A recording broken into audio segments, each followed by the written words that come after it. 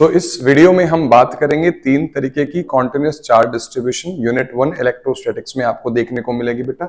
सबसे पहले है लीनियर चार्ज डेंसिटी। जब चार्ज आपका किसी लाइन के ऊपर डिस्ट्रीब्यूटेड हो तो वहां पर हम स्टडी करते हैं linear charge density. Suppose this is a line जिसके ऊपर क्या डिस्ट्रीब्यूटेड है बेटा, चार्ज डिस्ट्रीब्यूटेड है। फॉर एग्जाम्पल इसके ऊपर जो चार्ज डिस्ट्रीब्यूटेड है वो मैं इस तरीके से बना देता हूँ।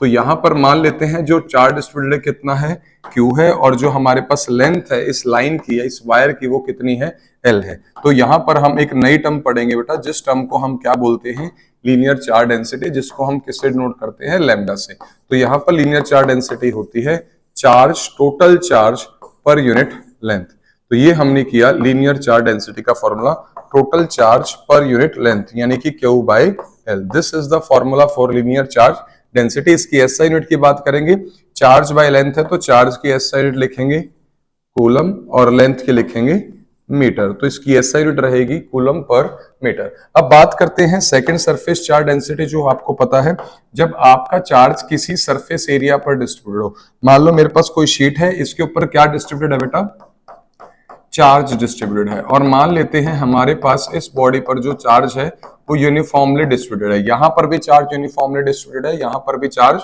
यूनिफॉर्मली डिस्ट्रीब्यूटेड है। सपोज इस बॉडी पर टोटल चार्ज कितना है, Q है, और इस जो सरफेस का टोटल सरफेस एरिया कितना है बेटा, E है। तो यहां पर हम पढ़ेंगे सरफेस चार्ज डेंसिटी, जिसको हम सिग्मा से डिनोट करते हैं। तो सिग्मा का जो फॉर्मूला बनता है वो होता है charge per unit area, charge per unit area यानी कि Q by A। So this is the formula for surface charge density।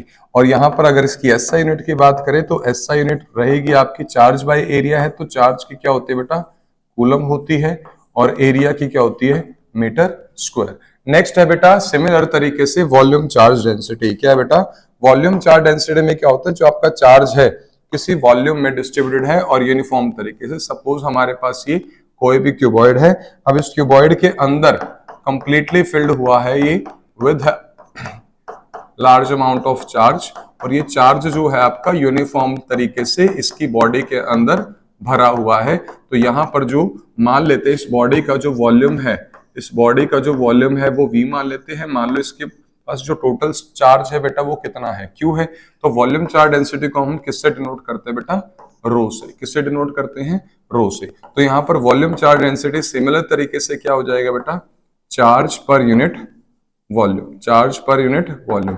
Charge कितना है, मान लो V है, Q है बेटा, और वॉल्यूम कितना है, V है। तो आपके पास रो का फॉर्मूला आ गया Q बाय V। अगर यहाँ पर